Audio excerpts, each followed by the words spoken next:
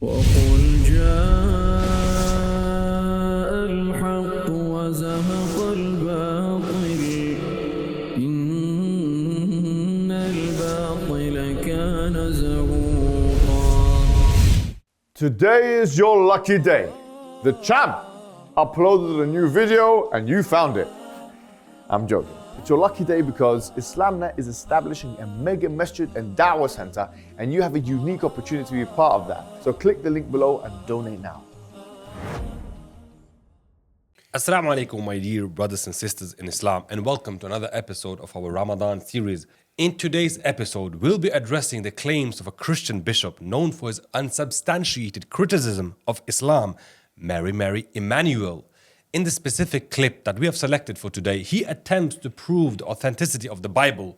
He claims that multiple authors from different times and places wrote the Bible and yet all recorded the same message, that Isa alayhi salam, Jesus, is God. Furthermore, he dismisses the message of the Prophet sallallahu alaihi wasallam, arguing that it's illogical to believe in someone who came centuries after Jesus, peace be upon him. Let's look at some of his statements and respond in kind.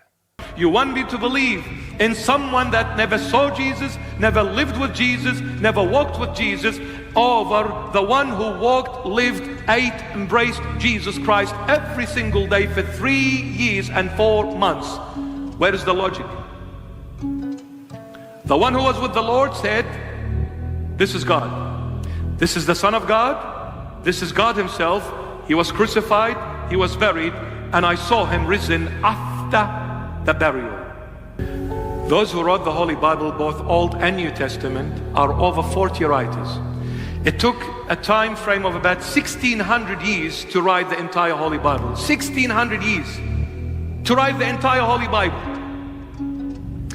The entire authors, the entire writers, I should say, the entire writers, different level of education, different background, different times, different countries, all of them wrote the same thing. 12 apostles, they hugged him every day. They walked with him, they lived with him. They documented everything that they saw.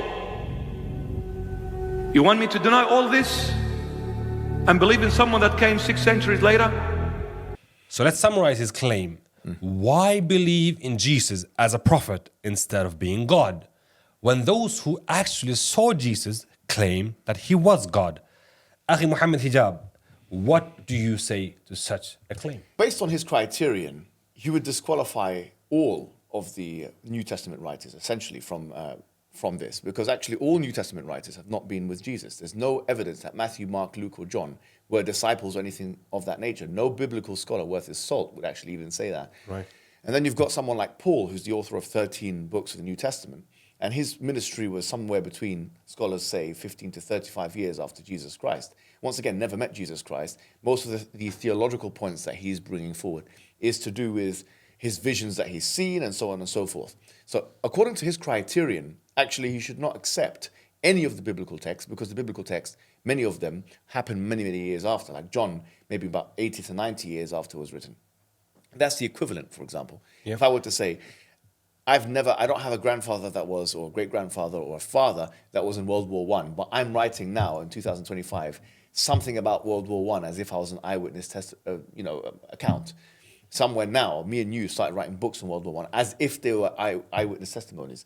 The absurdity of believing a testimony that has come almost a century after the person and the events is the likeness of it, or the similitude of it, is the same as if me and you started writing books on the First World War and we had not actually been part of the First World War. So that's the first thing I would say. A question that can be an argument that they can make in this regard would be that, okay, fine, you don't have what we would equate like the testimonies of the Sahaba. Yeah. But if you have the Tabi'een, the next generation afterwards, that's still much more stronger than hundreds of years later. Sure, but there's no chain of narration. And that's what Ibn Taymiyyah makes the argument. He says that there's no chain of narration between these people, okay, and, for example, the events of Jesus. That's why I said, like, for example, if my grandfather or great-grandfather went to World War I, there'd be some level of plausibility there. Maybe my dad was told a story by his dad, which was told a story by his dad, and I could still write a book, maybe. You could argue. Are you saying that Paul did not meet with the companions of Isa alayhi salam? No, I'm saying that Paul did not meet Jesus. He said himself that he was making the argument that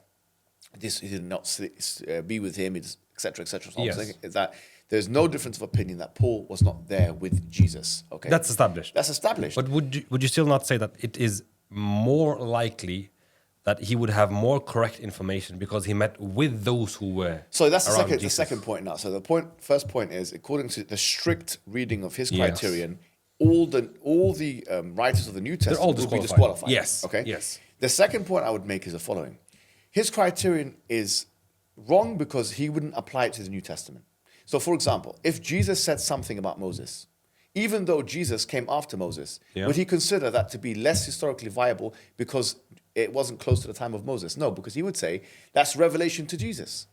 So he doesn't understand that the same thing that we say, which is that this is from God, and therefore God doesn't make mistakes, and therefore if God is narrating historical events of the past, he's doing so from a perfect knowledge or a perfect wisdom. Yes. He has to apply the same principles because there are many sayings in the New Testament that refer to Old Testament prophets and Old Testament prophets who the New Testament writers and or Jesus had never met. So the same exact thing is what you call a self-defeating argument. You would have to now reject on those grounds, if it's a historical case being made, those accounts by the New Testament writers and or Jesus Christ that are mentioned in the New Testament that refer to Old Testament text. So argument number one, on a strict reading of his criterion, the New Testament writers would not be qualified to speak about Jesus. Yes. On a more loose reading of his criterion, even then there's a problem because then you have Jesus Christ and the New Testament writers talking about Old Testament prophets, which they have never interacted with, and they're in many cases millennia away from, right? But because you believe it's revelation, it's inspired by God, you accept it. This is in the same way that we would say we believe that the Quran's revelation, we accept it. That's where the fight is and the argument is. Could I just make a point there? course. What if they were to respond that when Jesus is talking about Moses or any prophet in the past, he is a true prophet of God. That's why he has that information. But they reject the prophethood of Muhammad sallallahu alaihi wasallam. Therefore, because in their eyes he's a false prophet, so they would not accept his his teachings if it contradicts what they have. Likewise, they would say, okay, khalas, you don't accept the teachings of Mirza Ghulam Ahmed about Jesus dying in Kashmir and all of that because you reject him as a false prophet. Sure.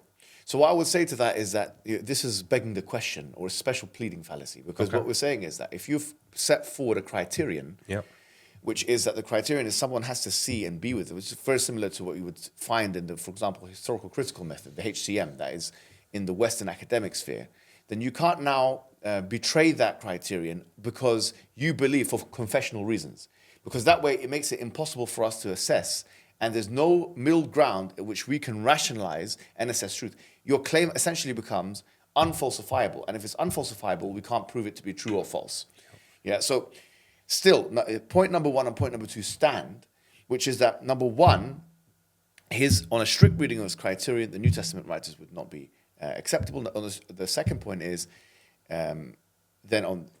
when Jesus and the New Testament writers talk about the Old Testament prophets, they have no right to do so. The third point is even more egregious, actually, in many ways, because it relates to the fact that he mentions eyewitness testimony. But what if and when that eyewitness testimony that he's talking about is actually contradictory? Yes. So this is, there's a plethora, and I can't even get started on the contradictions of the New Testament and the contradictions related to Jesus Christ and what he considers to be an article of faith, which is like, for example, the crucifixion, the resurrection, everything else. But I'll give you one example just to make the point. I see you didn't get bored by the chant. I like that. But make sure you click the link below and donate to the Mega Masjid Project I mentioned. So, for example, if you look at Matthew chapter number 21, verse number 1, there were two women at the tomb, Mary Magdalene and the other Mary, okay? Whereas in Mark chapter number 16, verse number 1, there were three women, Mary Magdalene, Mary, mother of James, and Salome. Yeah. In Luke chapter number 24, verse number 10, there's a group of women, Mary Magdalene, Joanna, Mary, the mother of James, and others. In John chapter number 20, verse number 1, only Mary Magdalene is mentioned. Who did they see at the tomb? Okay. Matthew chapter number 28, verse number 2 to 5, one angel sitting at the stone outside the tomb. In Mark chapter number 16, verse number 5, one young man sitting inside the tomb. In Luke chapter 24, verse number 4, two men standing inside the tomb. In John chapter number 20, verse number 12, two angels. So how many people were there? What they saw, contradiction, contradiction, contradiction. And let me tell you something. According to the historical critical method, any reasonable historian would reject the story altogether because of it. Therefore, your main article of faith, which is the crucifixion of Jesus Christ, which is one of the markers of differentiation between Islam and Christianity, that is called to question by the profound and profuse contradictory statements found in the New Testament relating to the witnesses, how many people were there, what did they see, and so on and so forth. I've just given one example, literally, of so many examples I give of New Testament contradictions, which would render it a historical book and or a book that is fraught with problems, to say the least. So I think at the end of the day, every single line that he said, Mr. Mani, he said, is actually contradicted.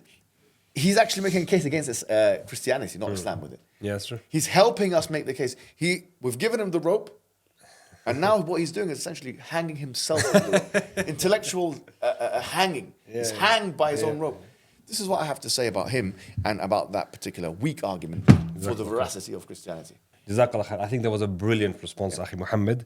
Brothers and sisters who are watching this response to this false accusation, we have seen these kinds of bishops deviating people towards Christianity from the religion of truth. And we cannot really sit by and allow such false information to spread. These people are in need of the Tawheed of Allah subhanahu wa ta'ala. They need the message of Islam to reach them. And if we allow such people to spread disinformation and make sure that Muslims or make sure that non-Muslims don't actually get the truth about the prophethood of Muhammad sallallahu alaihi wasallam, then we all will be sinful. And to be part of such an initiative that we are doing right now, where we are responding to these false allegations, it's such a good deed that everyone should be part of. You could argue, wallahi, you could actually make the argument, Fahad, that it's the best thing you can do. Someone could say, well, actually, what do you mean by that? Because humanitarian stuff, there are people dying across the world. Now, we don't want to ever trivialize that or minimize that. That is true. And that's why we do, obviously, humanitarian work ourselves. We're allied to many humanitarian charities, and that's important. Yes. However, bro, when you think about the fundamental message of all of the messengers and the prophets, it was to call people to the religion of Islam. Yes. It was to clarify the message of Islam. It was to clarify the message of the Quran or any other book that was sent to any other prophet before them. So what I'm saying is that in many ways, dawah should be the center. Yes. It should be, because through dawah, we get people, we create people, we nurture people, we build people who will then give charity. Yes. So actually investing in the da'wah is investing in the humanitarian stuff at the same time. And in Ramadan, at this time, where these people are listening to this message, I will find it hard to believe that they will not be donating. I think a good chunk of them now listen to what you just said and say, SubhanAllah, you know what? I'm going to do it. I'm going to do it because we're seeing the fruits of it, because we're seeing people coming to Islam, because we're seeing people staying in Islam. They're seeing that this is the most necessary thing they can probably do. After praying today, the prayers that they do, very important prayers, and being good to their parents and whatever, this might be the most important thing they do in the whole day. The most useful thing they do to their community the whole day. Yeah. Pressing a link, spending 5 minutes, thinking about other people, thinking about the dawah. It might be the best thing they do after the prayers and being good to their parents. And the thing is, we're all supposed to be giving dawah. And not everyone has that mental capacity that our brother Mohammed Hijab has. Not everyone is. Definitely not. Not everyone is able to convey the message of Islam All the opportunities, in the way. what we have, or, or the facilities that we have, the research facilities. Exactly. So the way that you can be part of conveying the message of Islam, which is an obligation upon the ummah to convey the message of Islam. All the prophets of Allah subhanahu wa ta'ala were sent for this specific purpose. Yes. To convey the message of Tawheed, to take people away from shirk into tawheed, worshipping Allah subhanahu wa ta'ala alone. Alhamdulillah. And when we have people like this who are misleading people It's true, into yeah, they are. shirk, Yes, they are. it is an obligation upon the ummah Full obligation. to clarify the tawheed of Allah subhanahu wa ta'ala. And you have the chance to be part of that tremendous work that we are doing here by a small donation. If you give, Or a big one. or a big one, yeah. Give a big one, man. It's Ramadan. Let's go for it. What's the problem? Wallahi, Don't be that's true. scared. Wallahi, that's true. Don't be scared. Wallahi, that's true. In the month of Ramadan, that's the best. If you're not going to be generous in the month of Ramadan, when will you be generous? This is the best time for you to invest in your akhirah and in the dawah. By investing in the da'wah, you will, inshallah ta'ala, be pleasing Allah subhanahu wa ta'ala. So, brothers and sisters, do not let this opportunity go by. They will regret it. They will They regret will it. regret it. Do it now, guys. Honestly, there is no choice in the matter. It's Still your choice, brothers and sisters. It's your choice. Yeah? Click the button below, guys. We have no choice. To survive as a community, this is the only way forward. Let's go, guys. Let's do it. Bismillah. Jazakallah khair. See you guys in the next episode, and I hope you will have donated by then, inshallah. Assalamu alaikum wa rahmatullahi wa barakatuh.